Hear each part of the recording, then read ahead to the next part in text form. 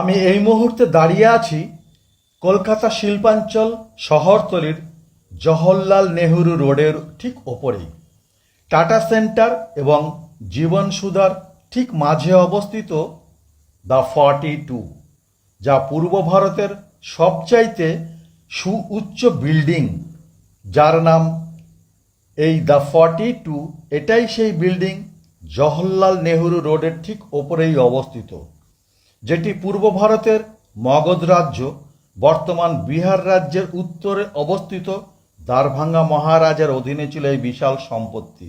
বর্তমানে এটিকে ভেঙেই নতুনভাবে সৃষ্টি হয়েছে, যা পূর্ব ভারতের আজকের গর্ব, সবচাইতে সুউচ্চ বিল্ডিং।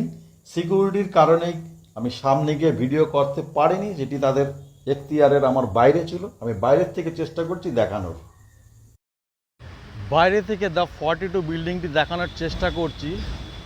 এই সুউচ্চ সেই বিল্ডিংটি, যেহেতু ব্যক্তিগত মালিকানাধীন, ওখানে ফটো তোলা নিষেধ, তা আমি বাইরের থেকে দেখানোর চেষ্টা করছি। দেখো,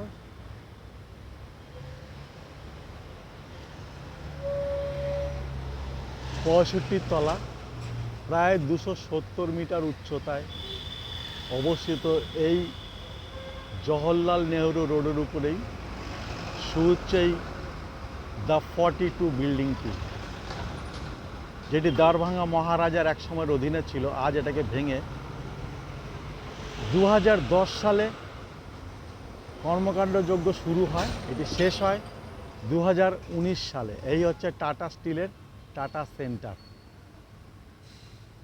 এই হচ্ছে টাটা সেন্টার বিল্ডিং, আর এই ঠিক পাশেই হচ্ছে জীবন সুধা।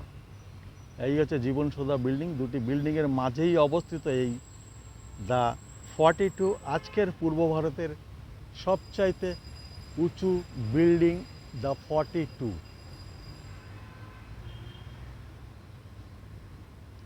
হাফিজ কন্ট্রাক্টর এই ডিজাইনটি করেছিলেন, কিন্তু অসাধারণ। ভেতরে ভিডিও করা মানা, যেহেতু ব্যক্তিগত সম্পত্তি, সিকিউরিটি মানা করছেন বারবার। থাক, বাইরে থেকেই চেষ্টা করলাম দেখানোর যতটা সম্ভব।